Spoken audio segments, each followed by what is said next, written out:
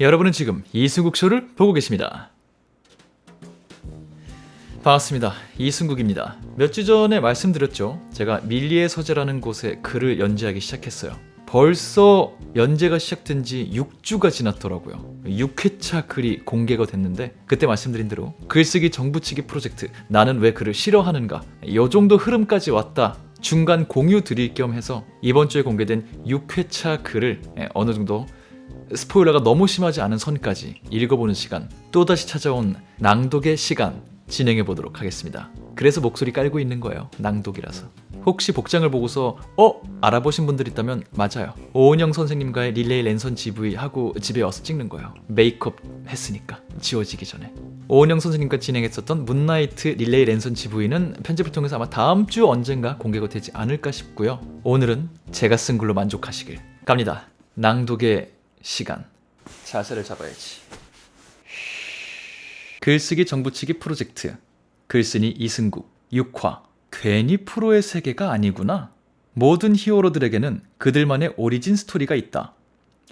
배트맨은 어린 나이에 부모님이 살해당하는 장면을 목격한 후 어둠마저 공포에 떨게 할 상징적인 존재가 되고 싶어졌고, 아이언맨은 전쟁 상인이었던 과거의 삶을 청산하기 위해 지식과 돈을 사용하기로 했다. 토르는 망난이었다가 정신 차리게 된 신이고, 슈퍼맨은 아기 때 지구에 오게 된 외계인이고, 스파이더맨은 유전자 조작 거미에 물렸다.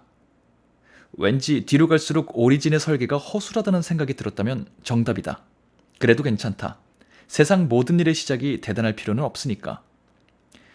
히어로를 굳이 가져오지 않아도 오리진 스토리는 누구에게나 있다. 당장 사회생활을 하고 있는 사람을 아무나 붙잡고 어떻게 이 일을 하게 되셨어요? 라고 물어보면 꽤나 다양한 커리어 오리진 스토리를 들을 수 있다. 물론 여기저기 지원하다가 덜컥 붙은 곳이 여기였는데 라는 중복 대답을 듣게 될 확률도 있다. 부부나 연인에게 두 분은 어떻게 만나게 되셨어요? 대학생들에겐 어떻게 이 대학교, 이 과에 다니고 있어요? 유치원생에게 왜 공룡이 되고 싶어요? 등의 질문을 던질 경우 역시 다양한 오리진 스토리를 얻어낼 수 있다.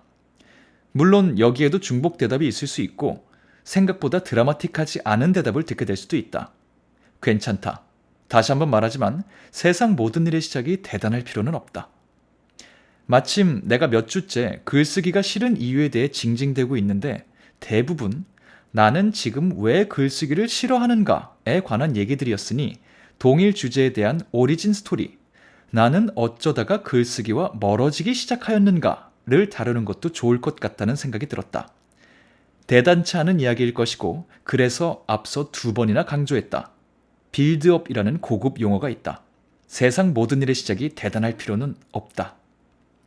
삶의 어느 지점에서 내가 직접적으로 글쓰기 재미없어 라고 생각하기 시작했던 이유는 크게 2가지다. 한 가지는 프로페셔널 글쓰기와 관련이 있고 또 하나는 주변 환경과 관련이 있다. 주변 환경까지 다루려면 분량이 너무 길어질 것이고 그러면 다음 주에 쓸 소재를 또 생각해야 하는 고통을 마주해야 하니 이건 다음 주의 주제로 밀어놓고, 예고편이라는 전문 용어가 있다. 오늘은 프로페셔널 글쓰기가 내게 선사한 오리진 스토리를 살펴보도록 하자. 나는 글쓰기를 싫어하기 시작했다. 프로페셔널 글쓰기를 살짝 경험하며 마감과 허세의 함정에 빠져버렸기 때문이다. 먼저 마감의 함정은 상대적으로 가벼운 주제다.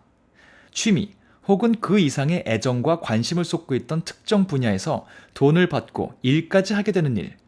이런 현상을 언젠가부터 덕업일치라는 단어가 잘 표현해주고 있다. 덕업일치가 정말 좋은 것인지에 대한 토론은 아직도 종종 벌어진다.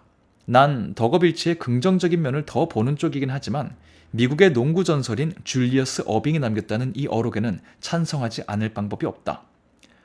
프로가 된다는 것은 당신이 하고 싶은 모든 일을 당신이 하고 싶지 않은 날에 하는 것을 말한다. 정답. 단어 하나까지 모두 동의한다고 외치고 싶은 정답. 글쓰기를 즐기던 시절을 돌아보면 내가 별 의미 없이 가볍게 쓴 글, 이른바 뻘글, 이하 자주 등장할 예정이다. 이 지인들에게 반응을 끌어내는 과정은 대충 이랬다. 어느 날 이승국이라는 사람이 농담거리 혹은 글로 써보고 싶은 어떤 주제를 떠올린다. 혼자 킬킬대며 제일 마음에 드는 형식으로 그 주제에 대해 써내려간다. 글을 올린다. 바로 전설의 싸이월드 미니 홈피에. 내 글쓰기 인생의 큰 지분은 그곳에 있다. 지인들이 본다. 운이 없으면 훈훈한 반응만 오지만 운이 좋으면 지인들도 같이 낄낄대며 재미있어 한다. 여기서 가장 중요한 건 내가 어떤 글을 쓰고 싶다고 느낄 때까지, 바로 그 어느 날이 올 때까지 나에게 아무런 제약이 없었다는 것이다. 아주 대단한 말로 하면 영감, 간단한 말로 하면 글 쓰고 싶은 기분. 하지만 대학생 시절 예상치 못한 큰 프로젝트에 참여하게 된 그때 알게 되었다. 프로페셔널 글쓰기의 세계는 영감이니 기분이니 하는 것은 큰 상관이 없는 곳이란 걸. 혼자 뻘글을 쓰는 건 글을 몇 시간 만에 써내든 몇 주 만에 써내든 문제가 없다. 더 넓게 잡아서 글을 쓰고 싶은 기분이 들 때까지 몇 달이고 아무것도 하지 않아도 된다. 기분 내키는 대로 쓰는 글이니까. 이런 경우 아주 가끔 친구들이 왜 요즘 홈피가 이렇게 썰렁해? 업데이트 좀 해! 라고 댓글도 써준다. 이게 또 굉장히 사람을 기분 좋게 한다. 컴백을 종용받는 관종의 기쁨이랄까? 모르겠으면 그러려니 하길. 그 시절 싸이월드 감성이다. 프로 글쓰기의 세계는 그렇지 않다. 그곳에는 마감이 있다. 산업이 굴러가고 시스템에 속한 모든 이들이 적절한 보상을 받기 위해서는 확실한 일정이 필요하고 가능하다면 그 일정에 최대한 모든 생산 에너지를 집중해야 한다. 당장 마감이 내일인데 아직까지 영감도 안 왔고 글 쓸 기분도 아니라면 그건 내 문제다. 오지 않는 영감을 불러와야 하고 억지 텐션으로 기분을 끌어올려서라도 약속된 분량의 글을 써내야 한다. 감이 잘 오지 않는 이들을 위해 각자에게 익숙할 법한 상황을 덧붙여본다. 취업준비생이라면 마감 직전 급히 써내려가던 이력서를 상상해보자. 대학교 생활을 해봤다면 자정의 제출 마감인 자료조사 없이 100% 본인 생각을 써야 하는 에세이를 상상해보자. 중고등학교 생활을 해봤다면 하필 국어 선생님이 담임인 반에 배정되었는데 글짓기 행사가 열린 날 종치기 10분 전까지 책상 위에 백지로 놓여있는 종이를 상상해보자. 초등학생이라면 개학 전날 하루하루를 색다르게 그려내려고 노력한 3주치 밀린 일기를 떠올려보자. 마감이 있다는 건 이걸 어떻게든 한 번 견뎌서 끝내는 게 아니라 업계를 떠날 때까지 주기적으로, 짧게는 1주에서 정말 짧게는 매일 그 상황을 마주해야 함을 의미한다. 잠시 창문을 열고 바깥 공기를 쐬고 와도 된다. 어지러운 게 정상이다. 자료 정리나 해석이 아닌 백지의 개인의 생각과 감성을 글로 적어내려가는 일을 마감의 압박 속에서 해야 한다는 건 그리 재미있는 일이 아니다. 하지만 밀리의 서재는 늘 감사하고 있다. 특히 매니저님께. 이분은 천사가 분명하다. 대학생 때 참여한 프로젝트는 정말 값진 경험이었다. 하지만 너무 순진한 상태로 갑자기 현실의 세계를 경험한 나는 이후 글쓰기를 즐거운 마음으로만 대할 수 없었다. 대단한 의미를 부여하라는 게 아니다. 그냥 그랬다. 글을 쓰고 싶은 기분이 들지 않았다. 오랫동안. 그래도 아예 글을 멈춘 것은 아니었다.